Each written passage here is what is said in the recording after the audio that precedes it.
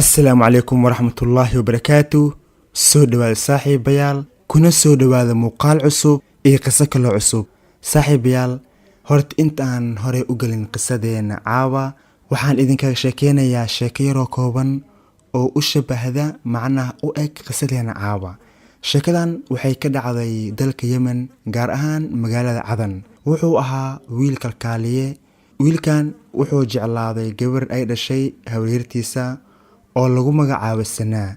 Sidoo kale gabadhan iyaduna waxay ahayd kalkaaliso oo labadooda waxay ka shaqeynayeen hal isbitaal. Adiga ugu dambeyn wiilkani gabadhan way isguursadeen oo waxay degeen guri iyaga qaas u ah. Adiga waxay isqabaanba bilooni kadib waxaa soo dhexgalay khilaaf. Gabadhii way carootay oo waxay aaday guriga hooyadeed. Wiilkii wuxuu isku dayay in uu wax badan raali geliyo, in uu soo celiyo, laakiin way noqon weysay oo gabadhii way ku adkaysay. Kadib maalin wuxuu arkay iyadoo wada socota oo caadi isaga socota. Wuu ka daba tagay, wuu calaancalay, raali noqo, dib u soo noqo, mar kale ma dhaceyso. Adiga wax badan ayuu u galay. Gabadhii waxay dhahday idhaaf, arrintan uma soo jeedo. Kadib haddana mar labaad way ka diiday. Markaas wuxuu sameeyey, wuxuu saan u soo jiiday gacanteeda, uu soo jiiday. Kadib sida in laabtiisa soo gashay oo kale hab camal macnaha laabtiisa ayuu saan u soo geliyay. Kadib wuxuu jeebkiisa ka soo bixiyay bam gacmeed. Waa bam gacmeed ayuu jeebkiisa ka soo bixiyay. Kadib dadkii ayaa u soo dhawaaday kadib wuxuu dhahay naga taga, aniga xaaskayga waaye, maxaa naga rabtaan? Kadib dadkii way ka fogaadeen. Bam badil arkay imaanaya meeshan. Dadkii way ka fogaadeen. Markay dadka fogaadeen wuxuu gaanjada ka bixiyay bambada, wuxuuna dhex dhigay gabadhii isaga dhexdooda ayuu dhigay. Ugu dambeyn maxay sugayay? Bambadii way qarxday. Sidaana waxaa ku dhintay isaga iyo gabadhiiba. Labadooda way dhinteen. Marna way isguursadeen, way isdagaaleen, gabadhii way carootay in ay soo noqoto, way xoogaa way ku adkaysay. Saaxiibkaaga wuxuu go'aansaday in uu dilo iyadii isaga. Labadooda marka saas ayay ku baxeen. Marka fiir qofkan aqoonyahankan wax bartay oo nin maasha Allah haddana xaaskiisa ka carootay oo haddana markuu saas oo raaligelin wax isku dadiyay ay ku adkaysay go'aan qaatay in uu dilo ka waran. Waxaa laga rabay in uu xitaa u kaadiyo bil, 2 bil, 3 bil kadib haddana dib ugu laabto, haddana haddii u geeyo alultimi u soo laaban lahayd. Laakiin saaxiibkaaga go'aan ayuu qaatay, macnaha wuxuu dhahay daab ku weynayo inaan ku dilaa ay dhaanto. Marka saaxiibayaal sheekadan horta oo iska kooban intaas waaye. Waxayna hordhac u tahay sheekadeena caawa ama qisadeena caawa. Marka ku soo dhawaada qisadeena caawa oo qisadeena haddeena bilaaban doontaa. Qisadeena caawa waxay ka dhacday dalka Urdun. Inta badan Urdun iyo Tunisia waa naga badatay maho. Marka waxayna dhacday sanadka markuu ahaa 2007 waa mar dhow ma dheera. Waa zaman ma ahan oo 80 iyo 90 ma ahan tan. Waa 2007. Waxaa jiray wiil lagu magacaabo Maxamed Maxamuud. Maxamed Maxamuud wuxuu bartay gabar ay isbarteen. Gabadhan way cajbisay, wuu jeclaaday. Kadib wuxuu ka doontay oo u tagay aabaheed.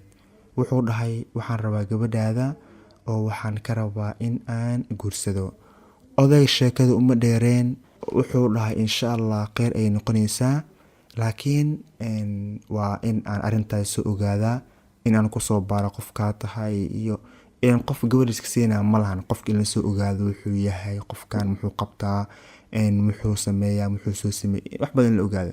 Markaan arrintaas soo ogaado ayaa 2 isbuuc kadib wuu soo warcelin doonaa. Wiilkii wuxuu dhahay waa yahay.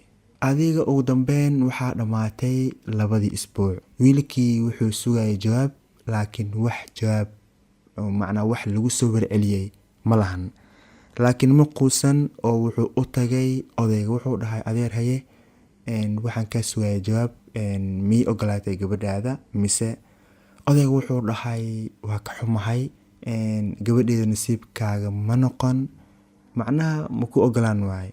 Waxaa ku rajeynaa in aa hesho mid iyada ka wanaagsan oo ka qurux badan aan ku rajeynaa. Kadib wiilkii wuxuu dhahay maxaa jira, maxaa qaldan, maxaa laygu diiday? Odayga wuxuu dhahay wax jira ma lahan, laakiin gabadha nasiibkaaga ma noqon. Waxaa laga yaabaa iyadan in ay meelo kale ku jirto. Wuxuu dhahay waxaa joogaan wiilal ilma adeer yihiin, familkii wixii adiga ugu dambeyn markaan isku laabanay walahi waxaan go-aan ku gaarnay in aan gabadhan ku siin. wiilkii laakiin wuu ku adkaystay, wuxuu rabaa inuu ogaado sababta gabadhan loogu diiday. macnaa wiilkan wuxuu dareensan yahay in ay arin jirto, in uu odaygan arin oo ugu diidayo. ma ahan in gabadhan ku diiday nasiibkaaga, ma ahan may, wuxuu istaaniyo meeshaan waxaa jiro. marka wiilkii markuu ku adkaysta uu odayga wax badan ugu celceliyey, ugu dambeyn odayga wuxuu dhahay niyow soo dhawow, haddaan runta kuu sheego arinkaaga markaan soo ogaaday aan soo baaray, waxaan ogaaday in aad adiga horey xabsi usoo gashay, in dembi badan aad geysatay, in aadan qof fiican ahayn, in aad sidaan iyo sidaan tahay. marka anigan qof noocaas ah oo horey xabsi usoo galay, mushkiladii iyo waxaas wato, gabadheeda ma siinaayey. walaalow iga raali noqo oo gabdhi kale magaalka buuxaan raadso. waa kaa sababtaas ayaan gabadheeda kugu diiday. wiilkii wuu iska baxay. adiga muddo yar kadib, wax yar kadib, gabadhan waxaa soo doontay wiil kaloo mutaadaba, qoyahan ah oo maasha allah. odayga asigana kana ma iska siin, isigana waa soo baaray. marka arrintiisa wixiis oo soo baaray ma ku ogaad inuu wiil fiican maasha allah uu yahay. gabadhiisa ayuu siiyey. sidaa ay isu guursadeen gabadhan iyo wiilkan. way isguursadeen, gurigooda ayay degeen. laakiin markay hal san isqabeen, waa hal san markay isqabeen, gabadhan waa la soo furay. macnaha way kala tageen iyada iyo ninkan. gabadhii waxay dib ugu soo laabatay guriga aabaheed. markaas kadib maxamed wuxuu maqlay in gabadhii lasoo furay. maxamed macnaa wiilkii koow loo diiday gabadha, wuxuu maqlay in gabadhii uu jeclaa in lasoo furay, oo markaan ay madax banaan tahay, dibna ay ugu soo laabatay guriga aabaheed. marka wuxuu isku dayay in uu isdhaho, marka wuxuu isdhahay hay maasha allah qofta waa madax banaan tahay, markaan jaanis waaye. oo wuxuu isdhahay aabaheeda markaan makuu diidayo, macnaa qoftan waa lasoo furay, sidii hore ku adkeynta wixii ma jiraan, niyow jaaniskan ka faa'iidaystay, gabadhan mar kale doono. saaxiibkaaga maxamed wuu baxay, wuxuu mar kale doontay gabadhii. odaygii u tagay wuxuu dhahay waxaa maqlay gabadhaada in lasoo furay, oo ay markaan madax banaan tahay, cuddadiina u dhammaatay. waxaa ka codsanaa in aad gabadhaada isiiso oo aad gabadhaada igu darto. odayga wuxuu dhahay si camal see kaa noqota adiga? war aniga hore ayaan kugu sheegay gabadheeda qof noocaaga oo kale oo mushkilad badan ma siinaayo. teeda kale wuxuu dhahay gabadheeda haddii lasoo furay iyo hadday gabar tahay, macnaa hadday gabar tahay fahmaysaa ma aho, iyo hadday gabar tahay bal labada marba maku ogolaan. haddii gabar tahay iyo haddii qof lasoo furay ee tahayba, labada marba gabadheeda aniga maku ogolaanayo. niyow go-aankeyga waa go-aankii hore, sidii aan wax hore kugu sheegay ayaan weli ku taaganahe. niyow hortaada iska fiiri, qof kalena magaalkan ka raadso. odayga wuu ku adkeeyey, wuu diiday. kadib odayga wuxuu dhahay maya, gabadhan hadda waxaaba rabaa dhahay inaan ku daro wiil uu adeerkeeda dhalay ayaan ku dari rabaa. marka niyow saasay wax u jiraan, gabadhan niyadda ka saar oo magaala gabdho badanaa buuxaan iska raadso. marka muddo kadib gabadhan waxaa soo doontay wiil adeerkeeda ah. marka maxamed markuu maqlay in gabadhan lasoo doontay, wuxuu ku dhawaaday in uu waasho, sababtoo gabadhan aad u jeclaa, walahi zaaid u jeclaa, in uu waasho ku dhawaaday. kadib maxamed wuxuu go-aansaday oo uu niyadiisa iska dhahay, gabadhan haddaanba aniga heleynin oo aan calfanaynin, qof kaloo calfanaayo oo helaayo ma jirto. aniga calfanaayo ama ma jirto, macnaha anaani waa ani laabis, anaa guursanayo, haddii kale sheekada wax kale noqonay. maxamed wuxuu u imaaday gabadha aabaheed. aabbihii u goondiyey, wuu u booteeyey, sidoo kale gabadhii wuu u hanjabay. iska dhaafay familka dhan u hanjabay. wuxuu dhahay wallahi waa idin dilaa, waa idin gubaa, sidaan istaan uu sameyn. qofka wuu soo booteeyey. ugu dambeyn waxaa la gaaray maalintii xafladda arooska, oo gabadhan maalintii xafladeeda arooska la gaaray, maalintii xaflad la dhigi lahaay, waxyaabahaas la gaaray. saaxiibkaaga wuxuu soo watay wiilal oo ilmo adeertiisa ah iyo dhalinyaro wixii soo watay. wuxuu soo weeraray guriga gabadha, macnaha guriga uu ka dhici lahaa xafladda arooska. marka wuxuu imaaday inta aysan xafladda bilaaban ayuu wiilkan imaaday. kadib xabad ayuu tuuray, xabad ayuu wuxuu ku gamay guriga. marka isla markaas waxaa soo baxay gabadha walaalkeed oo xabadda ayaa waxay ugu dhacday lugta. ninkan dhaawac ayaa gaaray. kadib arrintii waxaa loo sheegay booliska, baaritaan iyo wixii la sameeyey. adiga waxaa la soo qabtay Maxamed. asxaabtii dhalinyaradii la socotay way baxsadeen, laakiin waxaa gacanta lagu dhigay Maxamed. kadib booliska waxay dhaheen yaa xabadda gamay, xabadda yaa tuuray. Maxamed wuxuu dhahay aniga ayaa xabadda tuuray. kadib askarta way wadeen oo waxay geliyeen xabsi. wuxuuna xirnaa 45 maalin, adiga waa bil iyo bar ayuu xirnaa. kadibna waxaa lagu soo dayay damiin. marka arrintii maxkamad iyo wax mala gaarsiinin, ninkan uu dhaawac bis. marka saaxiibkaaga 45 maalin oo xirnaa, kadibna arrintii mala weyneen oo waa iska soo daaniyo magaalkaaga galaal dhahay. kadib way isguursadeen gabadhii iyo wiilkii in adeerkeeda ahaa. gurigooda wuu dhacay, waxay degeen gurigooda maasha allah. laakiin Maxamed ma istaagin. qof ninkan gabadhana wacad ama aniga calfanayo ama adduunkan waa dhaafinayo taagan yahay. marka wuxuu raadiyey oo uu raadiyey meesha gabadhan la dejiyey. macnaha wuxuu raadinayay guriga ay gabadhan degtay ayuu raadinayay. soo u raadinayay inta ka raadi ugu dambeyn wuxuu helay guriga ay gabadhan degtay. marka wuxuu ahaa mid maalin walba ilaaliya, iyadoo ilaalina xilligay soo bixiyay, xilligay guriga galeys, wax kasto. marka wuxuu gaadoyaa maalin ay keligeed soo baxday oo uusan ninkeeda la socon, qof kale uusan la socon, bis keligeedu gaadoyaa. ugu dambeyn wuxuu arkay maalin iyadoo gurigooda ka soo baxday una socoto guriga aabaheed. macnaha guriga aabaheed waxay ugu socotay booqasho. marka maalintaasoo arkay iyadoo uusan ninkeeda la socon, qof bini aadan la socda uusan jirin. gabadhii way soo baxday. inta ay wadada ku socotay saaxiibkaa wuu soo dabagalay. markuu soo dabagalay gabadhan ayaa wuxuu uga imaaday gadaal. afka ayuu ka qabtay oo wuu afduubtay. xoog ayuu ka afduubtay, si xoog weliba. markuu afduubtay gaariga ayuu saartay oo wuxuu la aaday qabuurihii ayuu sidaas ugu kala tuuray. ma oga carabtan inta badan dadka markeedii la qabura waxay u geystaan.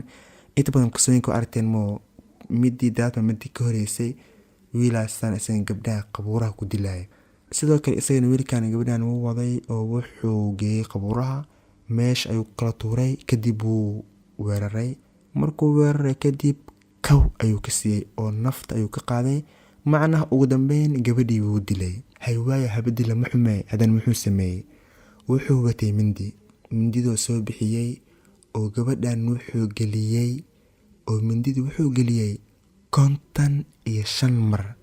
dhageysaya, macnaha hadal iska caadi maan. gabadhan wuxuu geliyey 55 mar ayuu mindida geliyey. macnaha jirkeeda meel banaana ma lahan. meel walba la taabto waxaa ku taalay mindi. meel walba jirkeeda mindi ay ku taalay. war fiiri, qof meeqay ku qaadan kartaa in uu qof bin aadan 55 mar mindi geliyo? waqti badan waaye. macnaha waa fahmi kartaa ninkan xaasidnimada iyo xiqdiga uu gabadhan u qabay. waa tuu sheegay, wuxuu dhahay haddaanba aniga ku heleynin qof kaloo ku helaya malahan. jaceylka noocan oo kale horta waa ilaah laga mangalaa, waali waaye. ninkan sax gabadhan wuu jeclaaday, wuuna jeclaan karaa, wuu ka heli karaa. laakiin haddii lagu diiday, waxaa fiicnaa iska dhaafto in wado kale aad raadsato. gabdho badanaa magaalka buuxaan, maasha allah. hooyooyinka gabdho maasha allah waa la dhalay. raadso mid iyada ka fiicnaa hele, mid ka qurux badan, mid ka wanaagsan. laakiin marka qaar jaceylka hadduu waali kugu noqdo, wax walba ka suurtoodaa. ugu yaraan waxaa laga rabaa in uu daba socdo, waa ku jeclaa inta ka bax. laakiin in uu dil geysto waxay ahayd arrin aad iyo aad u fulxun. ugu dambeyn gabadhii wuu dilay 55 marna mindida wuu geliyey. adiga hal mar 2 mar ku furneed way iska dhiman lahayd. markuu dil kadib ayuu haddana 55 mar geliyey. subxaan allah. ugu dambeyn maalinta labaad waxaa la helay meydka gabadha. booliska waxay u imaadeen ninkeeda iyo aabaheed oo way wareysteen. su-aalo badan ayay weydiiyeen. marka waxay dhaheen gabadhan wax cadow ee leedahay ma lahan. anigana muka arkin wax cadow iyo waxay is raadsanayaan beryahan ma jirin. laakiin waxaa jiro nin la dhahay Maxamed Maxamuud oo mar xitaa na soo weeraray, gabadhan u goondiyey. arrintaa darteed bil iyo bar u xirnaa. ninkaas ayaan ugu shaksannahay. kadib booliska waxay soo qabteen maxamed oo arrinkii ayay wax ka weydiiyeen. maxamed sheeke ma badaahinbo oo wuxuu dhahay aniga ayaa dilay, diyaar ayaanu ahay haddii ay i dishaan, haddii aad xabsi igu xirtaan, haddii aad i cafisaan, adiga wuxuu dhahay wax walbaad igu xukuntaan, diyaar ayaanu ahay. ugu dambeyn maxamed waxaa lagu xukumay dil toogasho. laakiin maxay tiri maskiintii dambi la-aanta ahayd waa si maalayacni ay u dhimatay. macnaha waa ku jeclahay, haddaa ku waayin waa ku dilaa. waa arrintaas waa arrin kale. marka qof walba ilaahay haka magan galo jecelkan waalida ah. waxaan oo qofka si kale maskaxdiisa u galayso, qof waa jeclaan kartaa, qof waa ka heli kartaa. waa laga yaabaa dad badanaa jira waa aragtay ma qofkan daba taagan oo ku daba taagan waa ku jeclahay. xitaa waxaa jira qaar la qabo haddana maalin walba la dhahay waa ku jeclahay. ada qofkan afka ka hadal waa ku jeclahay, inta ka bax, inta ka boot iska dheh. laakiin baashaysan ka gaarin dil, xaasidnimeysan qaaraa la sixraa, qaaraa noloshooda la jujuubaa, qaaraa sacmal loo dilaa. beryahan dambena ama sanadahan dambe aaday usoo ziyaadaa waxyaabahan. qofki in uu dhaho qoftan waa jeclahay, markii loo diidan in uu dilo. macnaha waxa waaye haddaanba ku helayn aniga qof kaloo ku calfanaya ama ku helayo ma jirto. marka waxa waaye qoftiina ma helin, ilaahin dambiga ku galay oo wuxuu geystay dil. adduunkan magac xumo iyo waxaasaa u taalo. teeda kalena adduunkan maku sii waarinoo isagan waa la dilay. aakhiran wixii ka horay allahu aclam. laakiin waan ognahay qofkii qof dila wixii u dambeeyo. qofkii adduunkan dembi ka galo waa ogtihiin wax u dambeeyo. sax in allah qafuur raxiim waaye, laakiin haddana adigoo og in arrintan dembi ay tahay, inuu ilaahay kugu xisaabtamaayo, in godkaas 2 mitir uu kaa dambeeyo, haddana wax walba iska samayso waa jeclahay darteeda bis, wallahi dhibkeeda ay leedahay. marka saaxiibayaal iska ilaalin waxyaabahan badan in aan sameyno waalidan iyo waxaas. qofka xitaa qalbiga hadduu aad ugu xiran maaragtay oo aad u galo, ka duceyso, 2 rakac duko, ilaahay kaa madoobeeyo. inta badan waxyaabahan waxaa keenaya dacful iimaan, qofka inuu iimaankiisa daciifo.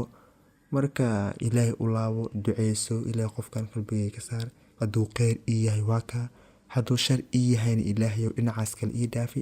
waxyaabo badanaa samayn kartaa, laakiin in aa u bareerat in qof bini aadan aad disho dhibkeeday leedahay. marka saaxiibayaal warkii idinku daalin, sheekadeena caawa halkaas ayay ku eg tahay. marka inta aynu muuqaalka xiga dib uu kulmi doono, ammaano alle. assalaamu calaykum waraxmatullaahi wabarakaatu.